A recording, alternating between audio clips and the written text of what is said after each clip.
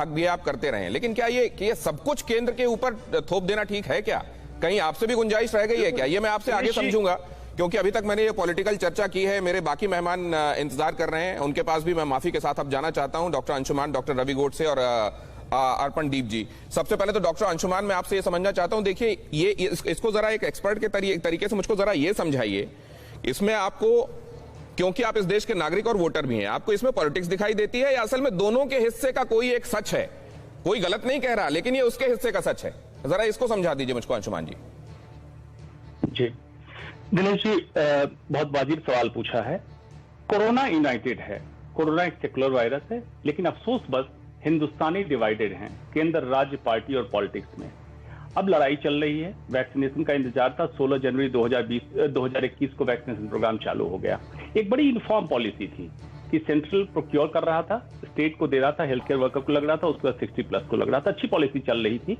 आज की तारीख में जब वैक्सीनेशन प्रोग्राम आपने डिले करना शुरू किया, जैसे 4 महीने में स्ट्रेच हो गया, अभी 4 महीने हम पूरे कर चुके, 5वां महीना इन कर गए वैक्सीनेशन। अभी क्या होगा, कुछ पॉपुलेशन हमारा वैक्सीनेटेड होगा और ज्यादातर पॉपुलेशन नॉन वैक्सीनेटेड होगा। कोरोना वायरस जब बॉडी टू बॉडी ट्रांसफर होता जाएगा, इसके म्यूटेशन बहुत ही खतरनाक म्यूटेशन निकलने वाले हैं।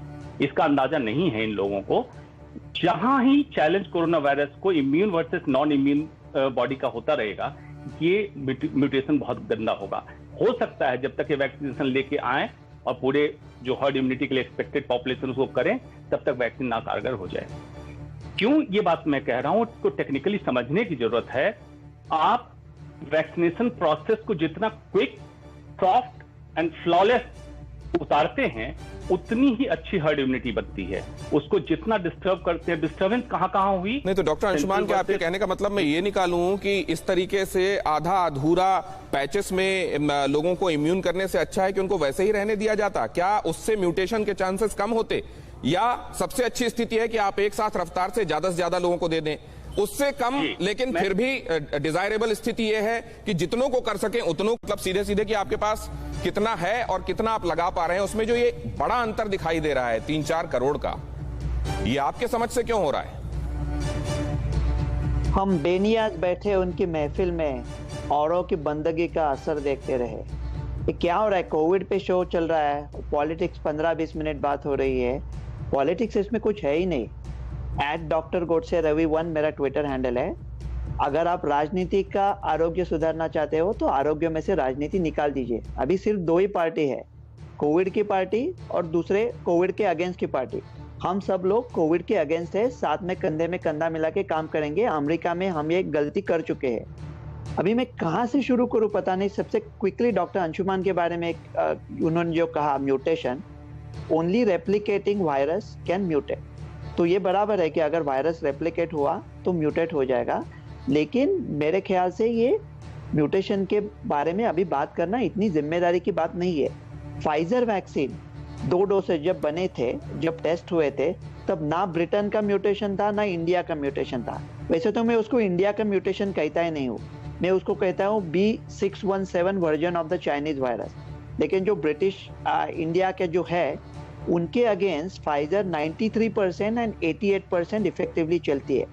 जब सादा समूह लेता है वैक्सीन तो उसका प्रभाव ज्यादा होता है, वो म्यूटेशन के खिलाफ भी चलती है।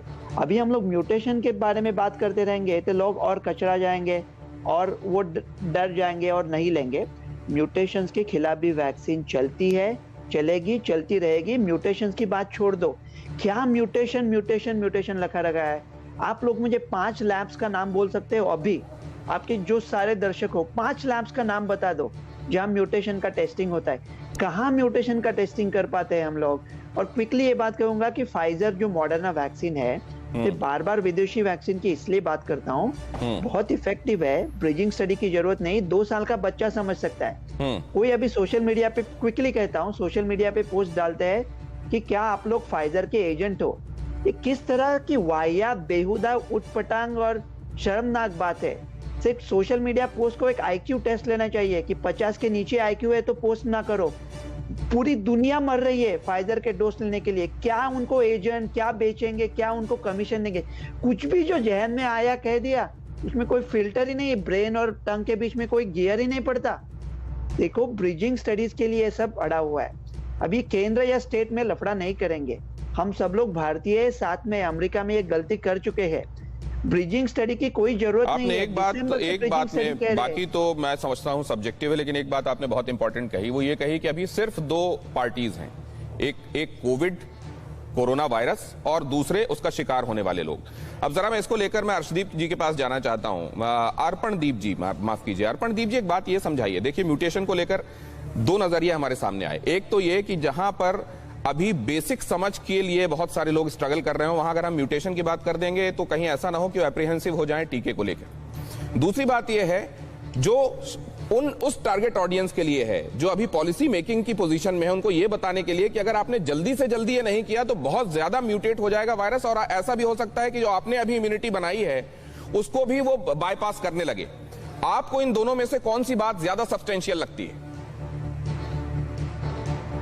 हाँ, जैसा कि अभी डॉक्टर रवि ने भी बोला कि म्यूटेशन इतना इम्पोर्टेंट नहीं है हमारे लिए। अभी जो पैंडेमिक इस तेजी से फैल रहा है उसको कंट्रोल करने के लिए हमें पॉपुलेशन को मोटिवेट करना पड़ेगा वैक्सीनेशन लगवाने के लिए। अगर हम बोलेंगे कि म्यूटेट कर रहा है नहीं, वो देखिए उसका संदर्भ और तात्पर्य भी समझना पड़ेगा।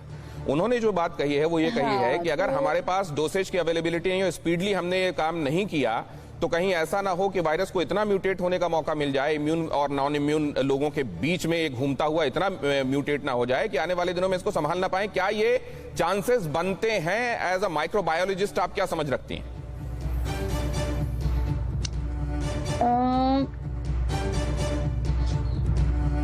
हमें जनरल पॉपुलेशन को भी मोटिवेट करना चाहिए वैक्सीनेशन के लिए। उन्हें बताना चाहिए कि वैक्सीनेशन जो है वो किल्ड वायरस है, लाइव वायरस नहीं है, तो इसमें म्यूटेशन का कोई बहुत बड़ा रोल नहीं है इसमें। और हमें डेटा ब्रिजिंग स्टडीज अगर बाहर वाले मुल्क ने अपनी वैक्सीनेशन ट्रायल्स के थ्रू पास करी हैं तो हमें दोबारा ब्रिजिंग स्टडीज की इतनी जरूरत नहीं है। हमें पैंडेमिक कंट्रोल करना है पहले। लेकिन ये भी तो हम देखते हैं ना अर्पणदीप जी की ये ब्रिज स्टडी तो मैंडेटरी मानी जाती है वैक्सीनेशन के पूरी प्रोसेस में, उसको लाने में और लोगों तक पहुंचाने में ब्रिज स्टडी भी महत्वपूर्ण मानी जाती है कि उस जगह का जो ह्यूमन रेस है वो जेनेटिकली किस तरीके से डिजाइंड है, वो किन चीजों के लिए प्रीडिस्पोज्ड है या नहीं है, या इन बातों पर उतना ध्यान नहीं दिया जाता क्योंकि ये संकट का समय है। अगर हम दोनों को वे करें तो अगर हमारी जो पॉपुलेशन कोविड से जिनकी डेथ हो रही है वो ज्यादा है, ब्रिजिंग ट्रायल्स में क्या होता है कि हमें उसकी एफिकेसी चेक करनी है, वैक्सीन की सेफ्टी चेक करनी है, पॉपुलेशन में डोजेज देखनी है। तो ऐसे नहीं है कि जो बाकी कंट्रीज हैं उन्होंने ऐसे नहीं टेस्ट किया। डेफिनेटली फर्क पड़ता है एथनिसिटी पे, पीपल की इम्यूनिटी पे, बट इस टाइम पे जो पैंडेमिक चल रहा है हमें उसे वे करना पड़ेगा। तो हम ब्रिजिंग ट्रायल्स कैंसिल भी कर सकते, मतलब बाईपास भी कर सकते हैं। ठीक है, अब मैं इस पर जाऊं कि ये जो हम कहते हैं अनेकता में एकता, ये हमारी विशेषता है। क्या इस समय वो एकता कहीं बिखरी हुई दिखाई दे रही है वायरस के अगेंस्ट? वो समझने की कोशिश करूं जरा डॉक्टर अंशुमान से, लेकिन उससे पहले एक क्विक रिएक्शन ले लेता हूं। डॉक्टर अंशुमान, ये तो तय है कि हमारे सामने हर्डल्स हैं और बड़े हर्डल्स हैं हमारी पॉपुलेशन को देखते हुए और अवेलेबिलिटी ऑफ वैक्सीन को देखते हुए। क्या दिखाई दे रहा है आपको आज से 6-7 महीने बाद? मेरे जो कहने का मतलब था, डॉक्टर गॉड से भी नहीं समझ पाए, अमेरिका में रहते हो भारत की स्थिति को नहीं समझ पा रहे हैं, डॉक्टर अर्शदीप भी नहीं समझ पाए। क्या ये वार्निंग है? क्योंकि ये चीज मैं पिछले 1.25 साल से जो कहता आ रहा हूँ वो चीजें हो रही है। पॉलिटिशियन जो प्रशासनिक प्रबंधन और राजनीतिक प्रबंधन कर रहे हैं इसको बंद करें। आज मोटिवेशन की कमी नहीं है, पब्लिक जा रही वैक्सीनेशन के लिए, रजिस्टर करना चाह रही, वैक्सीन नहीं उपलब्ध है। वैक्सीनेशन प्रोसेस को मेरा ये मानना है कि स्पीड अप करके विदिन 4 to 5 मंथ कंप्लीट करें, उसके बाद की बात बाद में करेंगे। नहीं करेंगे तो जो नतीजा होने वाला वो मैंने आगाह किया है। आशंका के तहत ही मेडिकल एक्सपर्ट काम करता है, आशंकित नहीं होंगे तो काम नहीं चलेगा, और कोई डराने का हमारा एम नहीं है। आज से 5 महीने के अंदर आज भी स्पीड अप करें वैक्सीनेशन को। एवरी डे बर्बाद हो रहा है और एवरी सेकंड नया केस इन्फेक्ट हो रहा है, एवरी मिनट इंपॉर्टेंट है हमारे लिए। तो आज से 5 महीने का टारगेट आप लेके हमें बता दें, पर मंथ एवरेज टारगेट आपका 50 to 70 लाख पॉपुलेशन का करना होगा। 5 महीने में कंप्लीट करें, तभी जाके हम कुछ अचीव कर पाएंगे वर्ल्ड स्टैंडर्ड पे। अदरवाइज आप डिबेट करते रहिए, चलता रहेगा। ठीक है, आशंका है वो ज्यादा शक्तियां निहित होती हैं, स्टेट्स को सुपरसीड करने वाली ताकतें उसके पास होती हैं। ऐसे में क्या ज्यादा बड़ी जिम्मेदारी और सबसे बड़ी जिम्मेदारी केंद्र की नहीं हो जाती? और ऐसे में जबकि केवल दिल्ली शिकायत नहीं कर रही है, महाराष्ट्र भी कह रहा है, राजस्थान डोसेज के बारे में कह चुका है, दूसरे राज्य भी कह चुके हैं, केवल ये कहना कि दिल्ली में मैनेजमेंट सही नहीं है ठीक होगा? नहीं, मैं देखिए सबसे बड़ी बात जो डॉक्टर अंशुमान जी ने कही कि अगले 5-6 महीनों में हमको सबको वैक्सीनेट करने का टारगेट रखना होगा, और भारत सरकार ने अगले 7 महीनों में अगस्त से दिसंबर के बीच में जो 18 प्लस का ग्रुप है उसको सबको वैक्सीनेट करने के लिए हमको जो आवश्यक वैक्सीन है उसकी व्यवस्था करने की दिशा में उचित कदम उठाया है। और शुरू से ही सरकार ने, जो आपको पता ही होगा, कोविशील्ड का 2 महीनों का उसका रॉ मटेरियल की समस्या पैदा हुई। रॉ मटेरियल की समस्या के कारण जो हमारी जो वैक्सीन उत्पादन की गति थी वो निश्चित तौर पर प्रभावित हुई कोविशील्ड की। और सबसे अधिक जो है हमको वैक्सीन इसमें कोविशील्ड ही उपलब्ध करा रहा है, सीरम इंस्टीट्यूट उपलब्ध करा रहा है। मैंने आपको बताया कि 51 करोड़ से अधिक वैक्सीन जो है वो अगले महीने तक अवेलेबल हो जाएंगी। उसके बाद हमने जो जिस तरह की व्यवस्था कर रखी है, दिसंबर 2021 तक 18 प्लस के जितना ग्रुप है सबको वैक्सीनेट करने के संदर्भ में केंद्र सरकार ने स्वयं को बड़े भाई की भूमिका में रखते हुए 50% जो वैक्सीन है वो राज्यों को आपूर्ति करने का जिम्मा केंद्र सरकार ने उठाया है। राज्य चाहते थे कि जो वैक्सीन के वितरण की व्यवस्था हो वो डिसेंट्रलाइज हो, तो इसीलिए जो है राज्यों को भी अधिकार दिया गया है, और प्राइवेट जो अस्पताल है या इंस्टीट्यूट है, कॉर्पोरेट घराने हैं, वो भी वैक्सीनेट लोगों को कर सके। इन सबका उद्देश्य ही स्पष्ट है कि अधिक से अधिक आबादी को तीव्र गति से वैक्सीनेट किया जाए, और हमारा लक्ष्य यही स्पष्ट तौर पर है। चलिए, ये अर्पणदीप जी से एक बात मैं और समझना चाहता हूं। अर्पणदीप जी, कुछ विसंगतियां समझ में नहीं आती। मसलन ये पाया जा रहा है कि कोवैक्सीन कितनी प्रभावी है, तमाम तरह के म्यूटेंट्स पर प्रभावी है, लेकिन अगर किसी ने कोवैक्सीन लगाया हुआ है तो बाहर की यात्राओं के संदर्भ में अभी उसको मान्यता मिलेगी नहीं मिलेगी, यह सवाल सामने लटक रहा है। ये विसंगतियां क्यों सामने दिखाई देती है? अमेरिका भी ये कहता है कि देखिए ये वैसे म्यूटेशन से निपटने में भी कमाल की कारगर है कोवैक्सीन, फिर ये विसंगतियां क्यों साथ में चल रही हैं? अर्पणदीप जी। सर देखिए, ये विसंगति जैसे कि कोवैक्सीन है या कोविशील्ड है, क्या लगा है, हमें सिर्फ ये देखना है कि इम्यूनिटी दोनों की एफिकेसी क्या है पॉपुलेशन में, और कितना जो जिस पॉपुलेशन को लग रहा है वो कितना रिस्पॉन्ड करते हैं उस वैक्सीन को एंटीबॉडीज बनाने के लिए। हमारी वैक्सीन जो है वो नीड ऑफ द आवर है इस पैंडेमिक को फाइट करने के लिए। अब इसके लिए तो स्टडीज और होनी चाहिए जिससे हमें पता चल सकता है कि वैक्सीन में एफिकेसी क्या है, उसके साइड इफेक्ट्स क्या हैं। तो अभी नया वायरस है और हर कंट्री की पॉलिसी डिफरेंट होती है। इंडिया की डिफरेंट पॉलिसी है, अमेरिका की डिफरेंट है, कनाडा की डिफरेंट पॉलिसी होगी। तो अभी नया वायरस है, तो लेकिन वही जो अभी डॉक्टर गोडसे कह रहे थे कि पॉलिसी था या 3 महीना पहले आप चुनाव में व्यस्त थी, ये देश की जनता इंपॉर्टेंट नहीं थी। तो मुझे ये लगता है कि जो आज कर रहे हैं ये काम 3 महीना पहले हुए, जितने भी, चाहे मॉडर्ना हो, चाहे फाइजर हो, चाहे स्पुतनिक हो, या जे&जे, सारी जो वैक्सीन हैं वो दिसंबर से अलग अलग कंट्री को दे रहे हैं, तो हमने क्यों नहीं किया?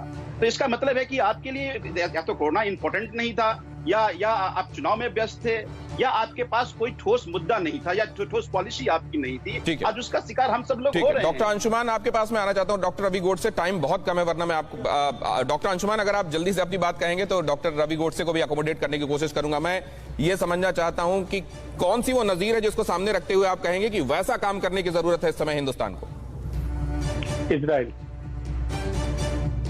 इजराइल जैसी नजीर। Doctor Ravi Godse, concluding remark. Conclude दो क्विकली। वारणावत में आग लगी है और युवराज भीम और अर्जुन लड़ रहे हैं कि गलती किसकी थी। कुंती माता का उठाओ और निकल पड़ो, अभी आपस में झगड़ा मत करो। और हर्ड इम्यूनिटी अपनी नेचुरल डिसीज से भी बहुत बढ़ रही है। जल्दी ही वैक्सीन तो सबको करना चाहिए, लेकिन जल्दी है अच्छा हो जाएगा, ये मेरा दावा है। बहुत शुक्रिया आप सबका आज की शाम इस चर्चा में जुड़ने के लिए। बहुत धन्यवाद आप सभी का। और चलते चलते आपको एक बेहद अहम और अच्छी खबर बता रहा हूं, और उसके साथ हम इस चर्चा को विराम देंगे। बच्चों पर जल्द शुरू हो सकता है कोवैक्सीन ट्रायल। जून में शुरू हो सकता है कोवैक्सीन का बच्चों पर ट्रायल। भारत बायोटेक के बिजनेस डेवलपमेंट हेड का दावा है ये। साल की तीसरी तिमाही तक बच्चों के लिए वैक्सीन लाइसेंस की उम्मीद भी जताई जा रही है। डीसीजीआई की तरफ से मिली थी ट्रायल को मंजूरी।